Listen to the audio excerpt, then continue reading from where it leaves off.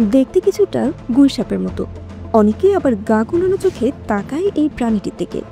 মূলত সান্ডা নামে পরিচিত এটি। দেখতে একদম গুইসাপের মতো হলেও গুইসাপ নয়, মরুর দেশের প্রাণী এটি। তবে জানেন কি, এই সান্ডা নামক প্রাণীটি খাওয়া হালাল। কিন্তু কি কারণে এটি খাওয়া হালাল? আরব উপদ্বীপের অভ্যন্তরীণ ও পূর্বাঞ্চলে বসবাসকারী কিছু বেদুইন জনগোষ্ঠী খাদ্য হিসেবে সান্ডা খেয়ে থাকে। একসময় এটি আরবীয় সুস্বাদু খাবার হিসেবে বিবেচিত ছিল। বেশ আয়েশ করেই খেয়ে থাকেন স্থানীয়রা।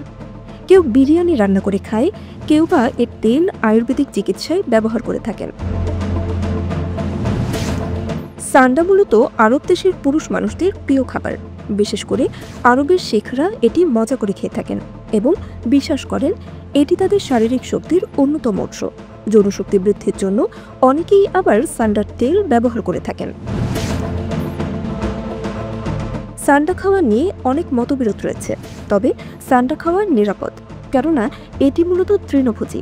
তবে কখনো কখনো এরা পোকামাকড় ও অন্যান্য ছোট প্রাণী খেয়ে থাকে।